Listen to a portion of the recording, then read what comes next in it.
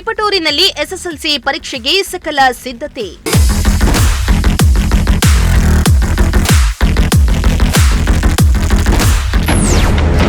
ಪರೀಕ್ಷಾ ಯಶಸ್ವಿಗೆ ವಿವಿಧ ಇಲಾಖೆಗಳು ಸಾಥ್.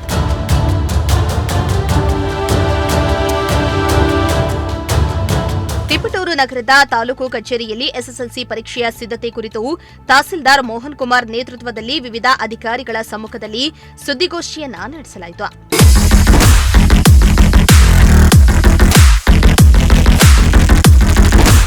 ಇನ್ನು ತಹಸೀಲ್ದಾರ್ ಮೋಹನ್ ಕುಮಾರ್ ಅವರು ಮಾತನಾಡಿ 2025-26ನೇ ಸಾಲಿನ ಎಸ್ಎಸ್ಎಲ್ಸಿ ಪರೀಕ್ಷೆ ಸುಸೂತ್ರವಾಗಿ ನಡೆಸಲು ತಿಪಟೂರು ತಾಲೂಕಿನಲ್ಲಿ ಎಲ್ಲಾ ಸಿದ್ಧತೆಗಳನ್ನು ಮುಗಿಸಲಾಗಿದೆ.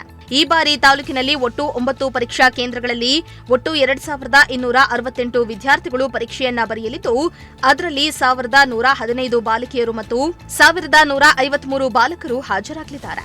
ಇನ್ನು ಪ್ರತಿ ಕೇಂದ್ರಕ್ಕೆ ಮೊಬೈಲ್ ಸ್ವಾಧೀನಾಧಿಕಾರಿಗಳು ಮತ್ತು ಪ್ರಶ್ನೆ ಪತ್ರಿಕೆ ಅಭೀಕ್ಷಕರನ್ನ ನೇಮಿಸಲಾಗಿದ್ದು, ಪರೀಕ್ಷಾ ಕೇಂದ್ರದ ಸುತ್ತ 200 ಮೀಟರ್ ವ್ಯಾಪ್ತಿಯಲ್ಲಿ ಸೆಕ್ಷನ್ 163ರ ಅಡಿ ನಿಷೇಧಾಜ್ಞೆ ಮಾಡಲಾಗಿದೆ ಎಂದಿದ್ದಾರೆ. ನಮ್ಮ ಎಸ್ಎಲ್ಸಿ ವಿದ್ಯಾರ್ಥಿಗಳ ಪರೀಕ್ಷೆ ಬರೆಯೋದಕ್ಕೆ ಪೂರ್ವಭಾವಿ ಸಭೆಯಾಗಿ ಸುಮಾರು ಮೀಟಿಂಗ್ ಜಿಲ್ಲಾಧಿಕಾರಿಗಳ ಅಧ್ಯಕ್ಷತೆಯಲ್ಲಿ ನಡೆಯಿತು. ಅದಾದ ನಂತರ ನಮ್ಮ ಕೆಲವು ನಿರ್ದೇಶನಗಳನ್ನು ನೀಡಿದ್ದಾರೆ. ಅದರಂತೆ ನಮ್ಮ ತಿಪಟೂರು ತಾಲೂಕಿನಲ್ಲಿ ಒಟ್ಟು 2268 ವಿದ್ಯಾರ್ಥಿಗಳು ಎಸ್ಎಲ್ಸಿ ಪರೀಕ್ಷೆ ಬರೀತಾ ಇದ್ದಾರೆ. ಅದರಲ್ಲಿ 1115 ಬಾಲಕಿಯರಿದ್ದಾರೆ, 1153 ಬಾಲಕರಿದ್ದಾರೆ. ಇದರಲ್ಲಿ ಒಟ್ಟು 9 ಪರೀಕ್ಷಾ ಕೇಂದ್ರ ಇದೆ.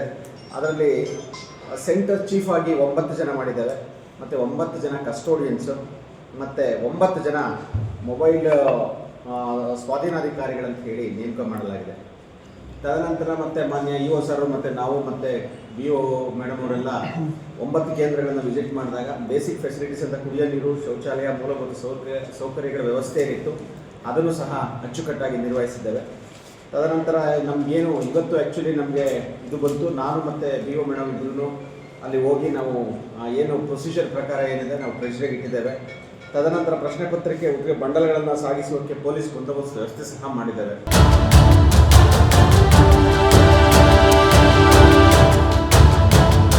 ಪ್ರತಿ ಕೇಂದ್ರದಲ್ಲಿ ತುರ್ತು ಚಿಕಿತ್ಸಾ ಕಿಟ್ಗಳೊಂದಿಗೆ ಆರೋಗ್ಯ ಸಹಾಯಕರನ್ನ ನಿಯೋಜಿಸಲಾಗಿದ್ದು, ವಿದ್ಯಾರ್ಥಿಗಳಿಗೆ ಪರೀಕ್ಷಾ ಕೇಂದ್ರಗಳಿಗೆ ತಲುಪಲು ಕೆಎಸ್ಆರ್ಟಿಸಿ ಉಚಿತ ಬಸ್ ಸಹಾಯ ಹಾಗೂ ಹೆಚ್ಚುವರಿ ಬಸ್ ವ್ಯವಸ್ಥೆಯನ್ನ ಕಲ್ಪಿಸಲಾಗಿದೆ.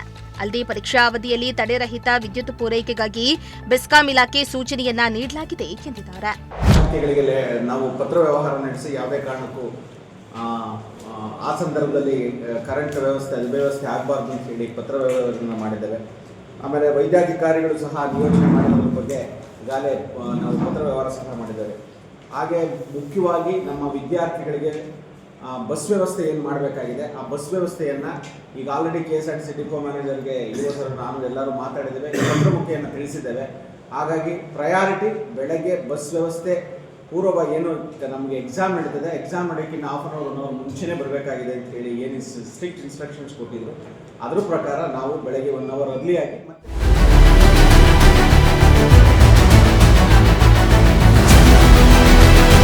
ಇನ್ನು ಈ ವೇಳೆ ಕ್ಷೇತ್ರ ಶಿಕ್ಷಣಾಧಿಕಾರಿ Taramani, taluk panchayat EO Sudarshan, BRC Umesh Gowda, SSLC nodal Manjunath, M Madhusudan ಮತ್ತು ಇತರೆ ಅಧಿಕಾರಿಗಳು ಹಾಜರಿದ್ದರು.